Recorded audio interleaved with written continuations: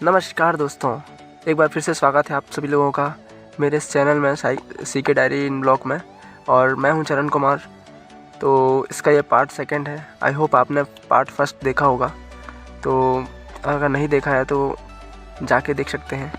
तो मैं आपको बताने वाला हूं कि मेरे आगे की पार्ट 2 की सस्पेंस भरी बात है, ठीक है।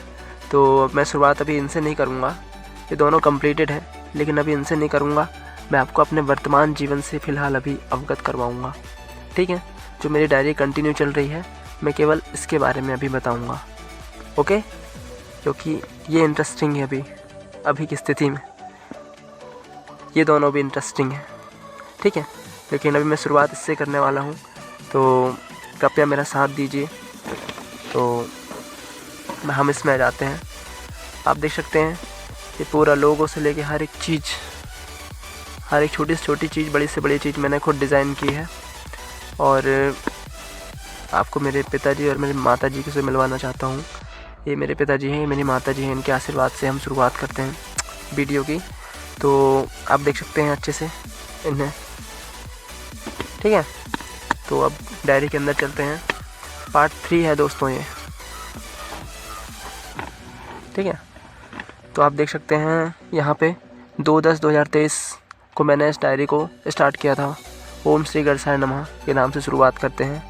तो गणेश जी मेरे सबसे फेवरेट मतलब पसंदीदा देवता हैं, जिन्हें मैं दिल से मानता हूँ। और सचित्र वर्णन, हर एक चीज़, मेरे जीवन की हर एक डेफिनेशन का सचित्र वर्णन आपको इसमें मिलेगा। सीके मेरी हर पेंटिंग्स के साइड पे सीके लिखा हुआ है, तो आप देख सकते हैं। ये मेरा लोगो है, जिससे मैंने किसी वस्तु को देखकर बनाई थी। जो मेरे पास एक वस्तु थी ऐसी, उसी को घुमाता था, तो उसको मैंने इसमें लोगो के तौर पर बनाया है, ठीक है। और माता जी का नाम बताना चाहता हूँ। मेरी माता श्री का नाम है श्रीमती द्रौपदी धनगर। पिताजी का नाम है श्रीमान भुवनेश्वर धनगर, जिनके बारे में मैं आपको बताना चाहता हूँ। जिसकी आपने सामने फ़ोटो तस्वीर देखी, उनकी हालत अभी बहुत गंभीर है। उनको कैंसर है, तो अभी उनकी हालत बहुत गंभीर है। तो पूरा घर परेशान है, ऑफ कोर्स मैं भी परेशान हूँ। तो और आगे बढ़ते हैं। मैं चरण कुमार हूँ, सीके। मेरा रियल नेम है अंकित धनगर, लेकिन मेरा प्रोफेशनल नेम है चरण कुमार, सीके।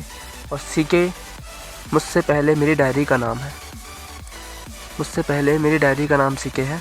और यहाँ पे आपको विषय सूची दिखाना चाहता हूँ। विषय सूची का अर्थ होता है कि आप डायरी को कैसे डेफिनेशन से लिखने वाले हैं, या आप डायरी को कैसे लिख सकते हैं। आप भी लिखना चाहते होंगे। अगर आप भी लिखना चाहते हैं तो मैं आपको एक एक डेफिनेशन दिखाना चाहता हूँ। तो डेफिनेशन को एक एक छोटी से छोटी चीज़ जानने के लिए हमें फॉलो करिए। हम आपको पूरी टिप्स के साथ, आपको उदाहरण के साथ, आपको सचित्र वर्णन के साथ आपको अपनी डायरी का प्रदर्शन करवाएंगे। तो यहाँ आगे बढ़ते हैं। जैसे अपन विषय सूची में देखते हैं, तो फर्स्ट में स्वागतम, दूसरे में नमस्कार, विषय सूची है ये मेरे। तीसरे में सूचना, चौथे में अनुभव, पाँचवें में चित्र क्रमांक, छठवें में उद्देश्य, सातवें में परिभाषा, आठवें में चित्रार्थ, चित्र का अर्थ, नौवें में भावना रस, 10वें में निरंतर, 11वें में धन्यवाद, 12वें में दिनांक, 13वें में नियम, 14वें में प्रारंभ, 15वें में समाप्त, 16वें में सीख, 17वें में संस्कार संस्कृति, 18वें में अतीत, 19वें में भविष्य, 20वें में गलती, और 21वें में आत्मज्ञान, 22वें में कहानियाँ, 23वें में यादें, 24वें में संकेत, 25वें में अज्ञानता, 26वें में परिश्रम संघर्ष, 27वें में परित्याग त्याग, योग व्यायाम और सुविचार श्लोक, मनुस्मृति, मजबूरी, नए विचार, समाधान, ज्ञान, बदलाव लाना, चित्र विषय। तो आप देख सकते हैं ये सारी हमारी फर्स्ट हेडिंग की डेफिनेशंस रहेगी। जैसे मैं आपको एक उदाहरण के साथ दिखा सकता हूँ। ये नमस्कार मेरे गुरुदेव ने लिखा था, जिन्हें मैं टैटू आर्टिस्ट हैं वो, जिन्हें मैं अपना गुरु मानता हूँ, और उनके सिग्नेचर हैं ये, ठीक है। तो यहाँ आप देख सकते हैं मैं एक डायरी हूँ, मेरा नाम सीके है, मेरी डायरी ये बोलती है, ठीक है। मैं एक डायरी हूँ, मेरा नाम सीके है। और डायरी एक ऐसी नहीं होती कि आप पर्सनल ही डायरी रखो। मेरी डायरी प्रोफेशनल है। मैं हर एक इंसान को दिखा सकता हूँ। मेरे जीवन के अनुभव हैं, मैंने इसमें साझा किए हैं। अगर आपके जीवन के अनुभव किसी को आप बता नहीं सकते तो उस डायरी के होने का कोई अर्थ नहीं है मेरे अनुसार, क्योंकि हर किसी के जीवन का अनुभव होता है, हर किसी के जीवन की सीखें होती हैं। और अगर वो किसी को अपनी सीखें बता नहीं सकता, अपने जो ठोकरें खाई हुई ज्ञान को अगर वो बांट नहीं सकता, तो उसके डायरी लिखने का, उसके जीवन जीने का कोई अर्थ नहीं होता। जीवन जीने का अर्थ मतलब ये बोलूँ तो हर एक महापुरुष ने अपनी एक डायरी रखी है। डायरी लिखना एक गुड हैबिट है।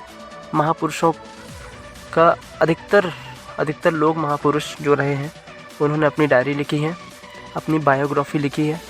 और बायोग्राफी में ज़रूरी नहीं है कि यही आए कि आप केवल अपनी पर्सनल बातें लिखें, आप अपनी जीवन की सीखों को उससे साझा कर सकते हैं, अपने अकेलेपन को उससे दूर कर सकते हैं।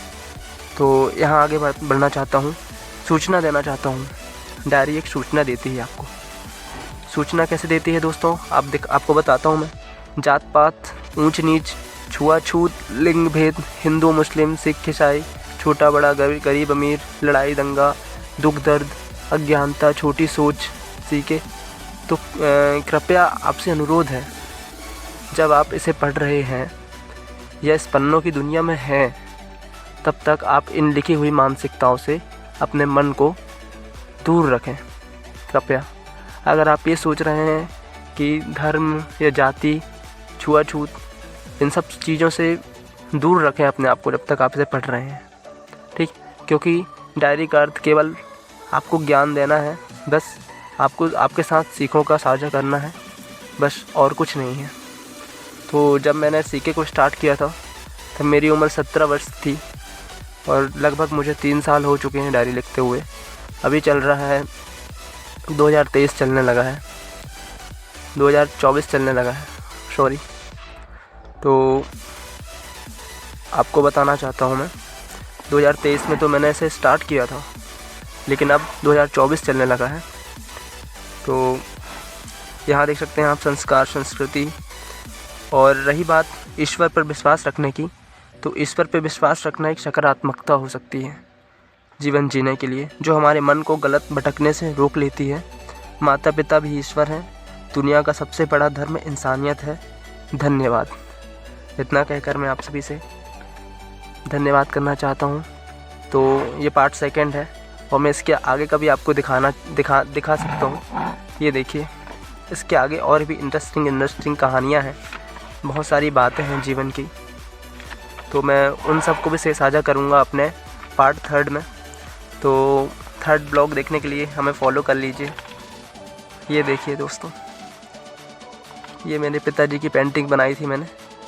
जब मैं जावेद हबीब से मैं काम करता था, तब मैं घर आता था तो ऐसे मिलते थे बैठे मुझे। इसके अंदर पूरी उसकी डेफिनेशन से बातें से लेके सब लिखा हुआ है। और ये आपको फ़िलहाल मैं पेंटिंग से दिखा देता हूँ।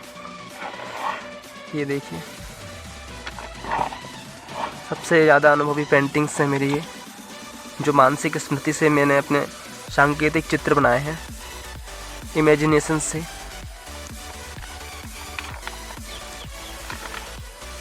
बहुत सी चीज़ें हैं दोस्तों। ये देखिए, ये देखो, ये मेरी मानसिक पेंटिंग्स हैं सांकेतिक तरीके से। तो सबके बारे में बताने वाला हूँ मैं वीडियो में। ये देखो दोस्तों, सबके बारे में बताने वाला हूँ मैं। तो